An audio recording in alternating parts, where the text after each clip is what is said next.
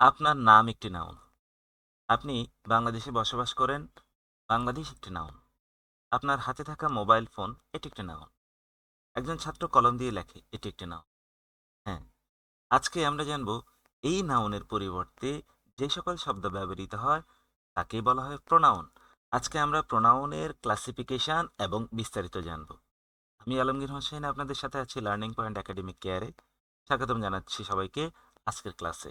যদি আপনারা আমার ইউটিউব চ্যানেলে নতুন হয়ে থাকেন তাহলে অবশ্যই চ্যানেলটি সাবস্ক্রাইব করবেন, আর ফেসবুক পেজে যদি নতুন হয়ে থাকেন তাহলে অবশ্যই ফলো করবেন। তাহলে আমরা শুরু করি।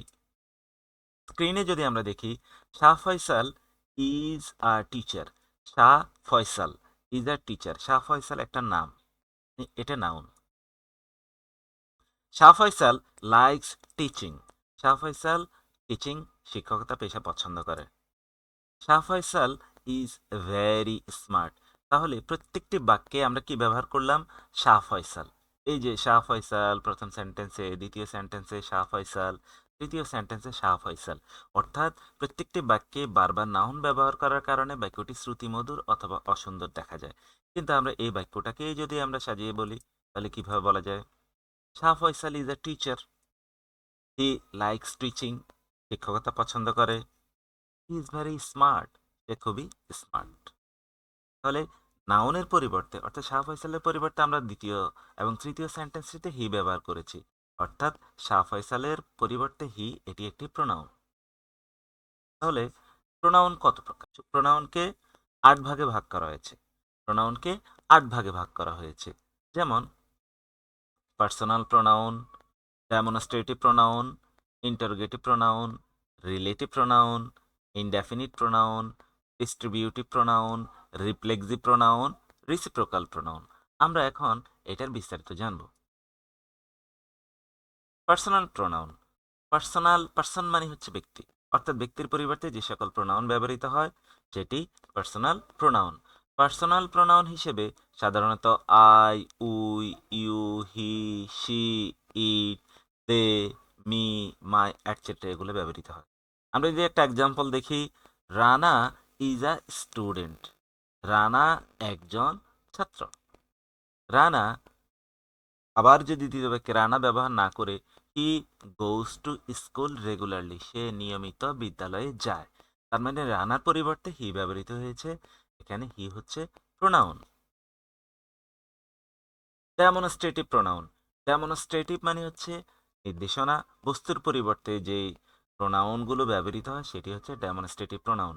ডেমনস্ট্রেটিভ প্রোনাউন হিসেবে দিস, দ্যাট, দিজ, দোজ, সাস এই ধরনের প্রোনাউনগুলো ব্যবহৃত হয়। আমরা যদি উদাহরণ দেখি, আই লাইক দিজ বুকস, আমি এই বইগুলা পছন্দ করি। This pen is black in colour, এই কলমটি কালো রঙের। তাহলে কলমকে দিস, কলমকে নির্দেশনা করা হয়েছে। Interrogative pronoun. প্রশ্ন, আমার মনে যত ধরনের প্রশ্ন আছে, প্রশ্ন জিজ্ঞাসা করার জন্য যে প্রোনাউনগুলো ব্যবহৃত হয় সেটি হচ্ছে interrogative pronoun.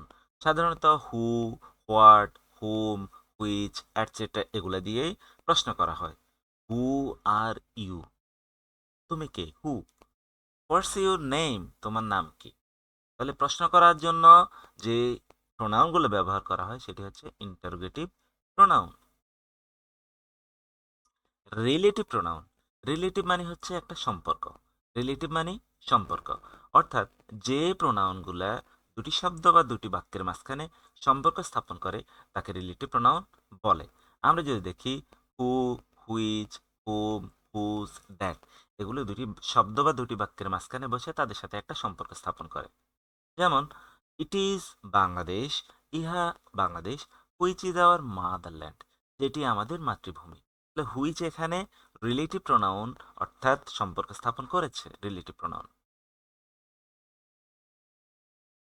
Indefinite pronoun. Indefinite মানে হচ্ছে অনির্দিষ্ট। কোনো নির্দিষ্ট করে না বোঝালে অনির্দিষ্ট কিছু বোঝানোর জন্যই আমরা ইনডেফিনিট প্রোনাউন ব্যবহার করে থাকি। যেমন some, many, anyone, someone etcetera. Many people, many people are suffering from price hike. অনেক লোক দ্রব্যমূল্যের ঊর্ধ্বগতিতে সাফারিং করছে, ভোগান্তি শিকার হচ্ছে। তাহলে ম্যানি, ম্যানি এখানে সংখ্যাটা নির্দিষ্ট না, অনির্দিষ্ট। ডিস্ট্রিবিউটিভ প্রোনাউন, ডিস্ট্রিবিউটিভ প্রোনাউন ব্যক্তি বা বস্তুকে আলাদা করার জন্য যে প্রোনাউনটা ব্যবহৃত হয় সেটি হচ্ছে ডিস্ট্রিবিউটিভ প্রোনাউন।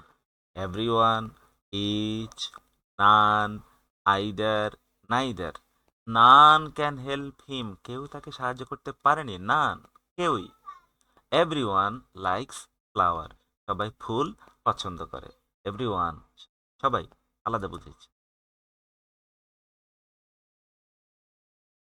রিফ্লেক্সিভ প্রোনাউন নিজের সম্পর্কে নির্দেশনা দেওয়া, নিজের সম্পর্কে বলা। যেমন মাই সেলফ আমি নিজে, হিমসেলফ সে নিজে, হার সেলফ সে নিজে, ইউর সেলফ তুমি নিজে, দেম সেলফ তারা নিজেরা।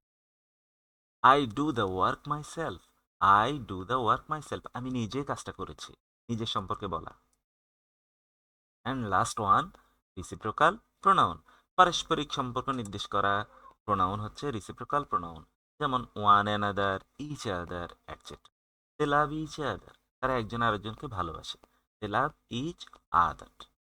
তাহলে আজকের ক্লাসটা যদি ভালো লেগে থাকে তাহলে আমার পেজটি ফলো করবেন, এবং যদি ইউটিউব থেকে দেখে থাকেন অবশ্যই ইউটিউব চ্যানেলটি সাবস্ক্রাইব করে